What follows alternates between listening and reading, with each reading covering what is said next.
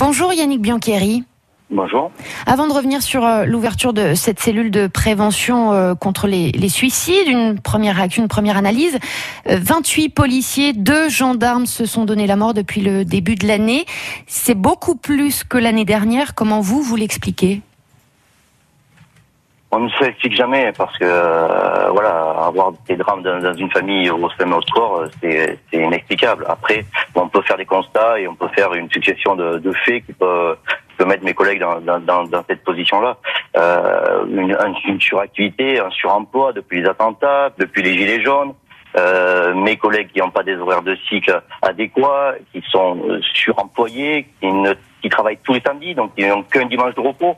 C'est une succession d'activités qui fait que ce chiffre dramatique explose en ce début d'année. On parle aussi d'une pression liée à l'opinion publique. On l'a vu il y a quelques jours dans les dernières manifestations de Gilets jaunes, des appels au suicide lancés par ces manifestants, par certains d'entre eux, pas en Isère mais ailleurs.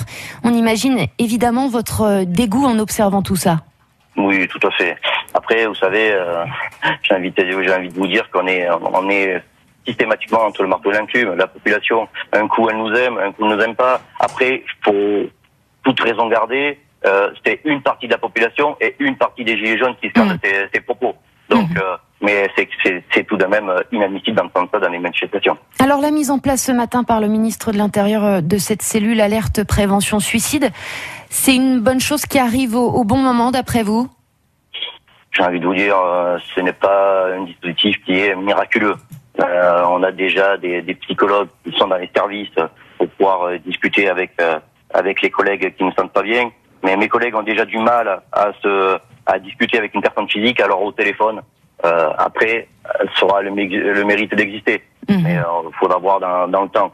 J'ai envie de vous dire, plutôt que de traiter le problème a posteriori, il faut le traiter en amont. Absolument, parce que cette cellule, elle permet finalement de réparer ceux qui sont déjà abîmés. Mais comment on fait, comment le gouvernement devrait faire pour tout simplement éviter qu'on en arrive là ?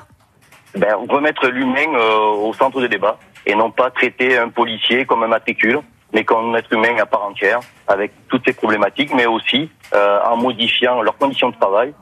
Beaucoup de mes collègues n'ont un repos qu'un week-end sur 6. Donc je ne sais pas si vous imaginez, pouvoir avoir qu'un week-end sur 6, pouvoir vous reposer en famille, évacuer tout ça.